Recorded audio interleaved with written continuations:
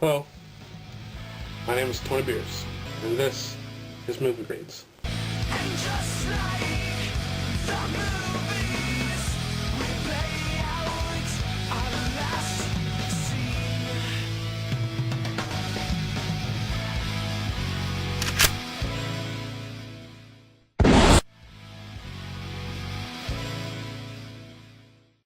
Hey everybody, Tony Beers here again, and in this episode of Movie Grades, I got my buddy here, Jay. I'm back. He's back.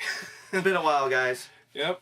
And we just came from seeing Captain America, the Winter Soldier. In Captain America, Winter Soldier, Steve Rogers is trying to adapt to the modern day. Meanwhile, Cap discovers that S.H.I.E.L.D. has been infiltrated by spies, and he doesn't know who to trust. At the same time, a mysterious man known as the Winter Soldier is assassinating S.H.I.E.L.D. agents. It's up to Cap and his allies to stop the Winter Soldier and the S.H.I.E.L.D. traitors.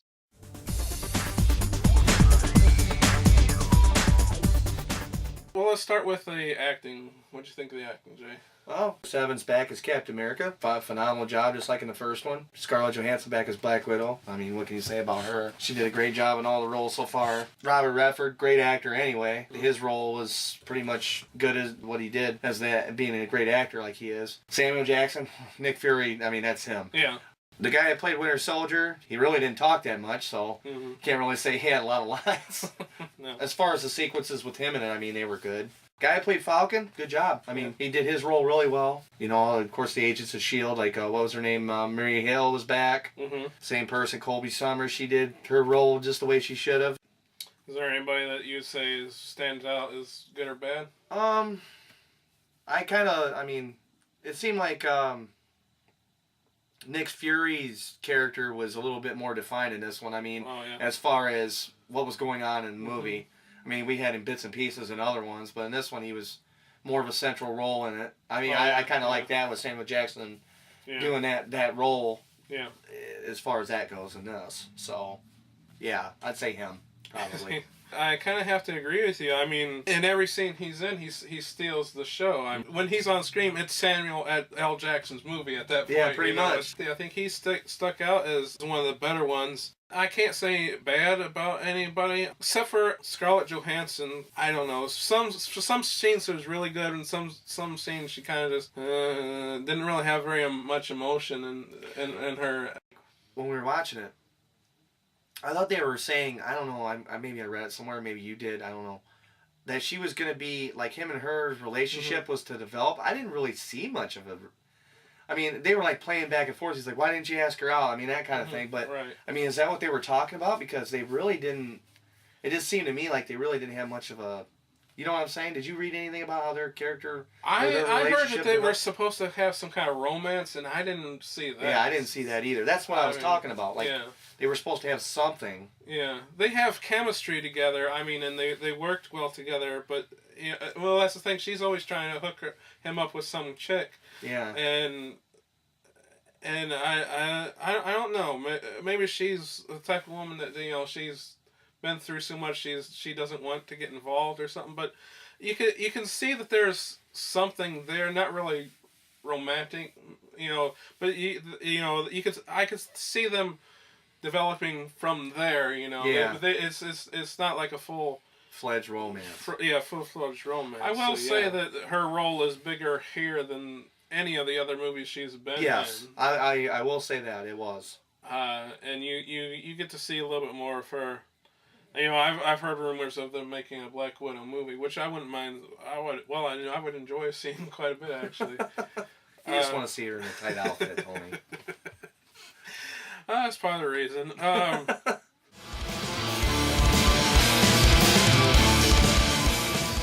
Let's talk about the action. What do you think of the action?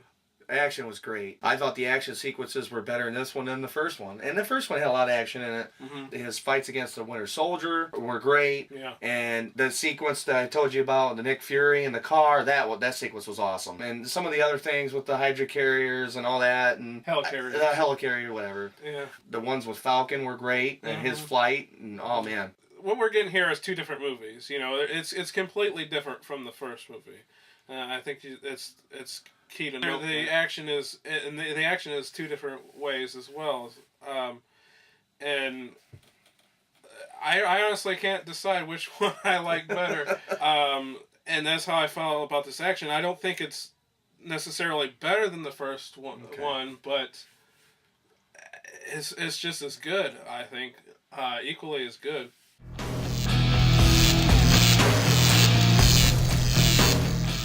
Let's move on to the special effects. What do you think? Oh, they were great. I like I said, the Falcon flight scenes were awesome.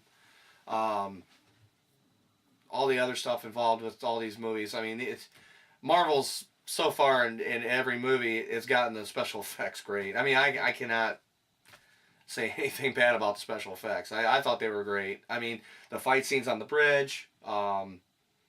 You know, the one where the overpass where they're down there on that fight scene, that was all good, and the helicarrier, whatever, going through the building, that was cool. Oh yeah, I thought that sequence was really cool. Special effects, great.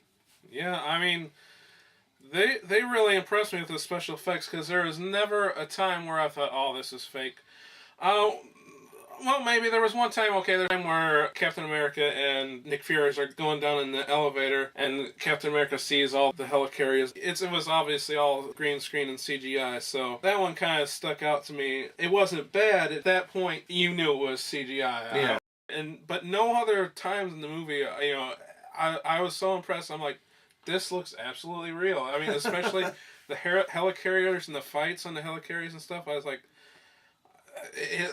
it really looked like they were actually filming. Yeah, up in the air. Up in the air, yeah. Yeah, it did. I mean, and when it went through the building, I was like, wow, that blew my mind. It just literally looked like it was going through it. I mean, it was awesome. Yeah. They did a great job on that scene. Yeah, and well, we saw it in 3D. So, what do you think of the 3D? The 3D was all right. On certain things, like, and we've had this discussion about 3D before. Mm-hmm. Sometimes it causes a little bit of that noise with your eyes. There's some things that, because you got to have the glasses on to see it. But I mean, I'm not big on 3D. Never have been, and I don't think you are too much. I mean, some films I do like that have good 3D. Mm-hmm. I think I mentioned them before. Transformers and Tron Legacy was one I watched in 3D. I thought was really good. This one, 3D wasn't bad. I mean, I've seen worse 3D, like Thor. The first Thor movie in 3D was terrible. I mean, I just this one was all right. I mean, I could have done with some without some of the 3D, but the ones, some of them were really good. Some of the scenes, like I think I liked the 3D better than what you did. I felt that it enhanced, especially the action scenes. It did do that very, very well. Yeah. I mean, and what we're talking about with the helicarrier and the flights with Falcon and stuff. I mean, it really gave a sense of depth and height. I mean, it made you feel like, oh, yeah. I'm gonna fall. Yeah. I'm gonna fall.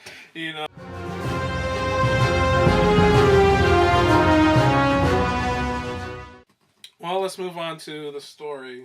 What do you think of the story? I told you already. I thought this story was better than the first one, and the only reason I'm saying that is I did enjoy the first movie. I mean, and you have to look at it as they're introducing the Captain America character to us, which is explains it.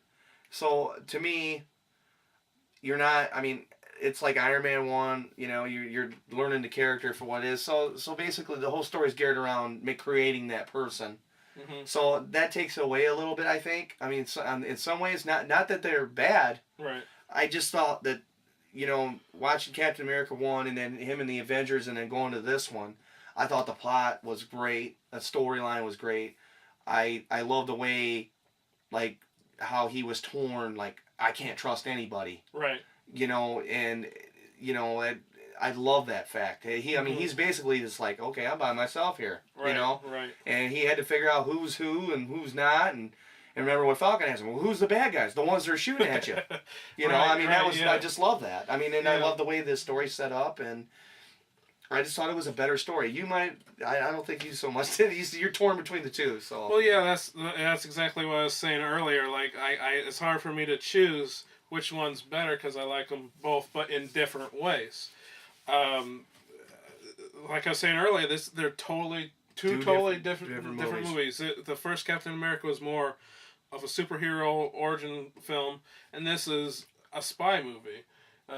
Essentially, you know, I mean, there you got your superhero stuff in it, you know, you got science fiction and stuff like that, but essentially it's a spy movie. It's more serious this time around. This is probably the most serious Marvel movie. I mean, it's not, but the thing is, it's not too serious. When him and Falcon and he's running around him. Yeah. Oh, to the left, you know, that was funny. You're right. That I like that scene, and he tells him, hey, you know, what did he say, Marvin Gaye, get the Marvin Gaye album or whatever it was. And he has a book, and he goes, oh, it's like his bucket list, you know, something he's got to do. Like he doesn't have enough time, and he's supposed to be 95 years old or whatever. Right. But I mean, it was just I like that part of it too. Yeah. We got to see the human side of him. I mean, because he is a superhero. Right. And I thought that's what made the plot better. That's the only thing But like I said, I liked the first one a lot too. I just thought this one was better because of that point. You know, you got to see more of a human side of him. And that's always a good thing in a character. Oh, you yeah. know? Yeah. So. And you know, when we say, you know, it's a new genre, and I have to agree with you. I kind of like that too, because that's one thing I've been complaining about Marvel movies lately is they seem to be like all of them are science fiction, almost all, and this gives us a new flavor. You know, we get like I said, we get a spy movie, and I like what they're doing there. I mean, and you know, this isn't much of a spoiler, but they mentioned the name of Stephen Strange. You know, they said Shield was looking out for Stephen Strange. You know, because they thought he was a threat. Looked at him as a threat. The point is that you know, when they bring up Stephen Strange, you know, that's Doctor Strange, so that's another genre. That's fantasy and magic. So I like to see that Marvel can show that not all their movies has to be science fiction. They don't have to be superheroes. They can expand upon that and you know, have sub-genres within their superhero genre, and I really like that, you know.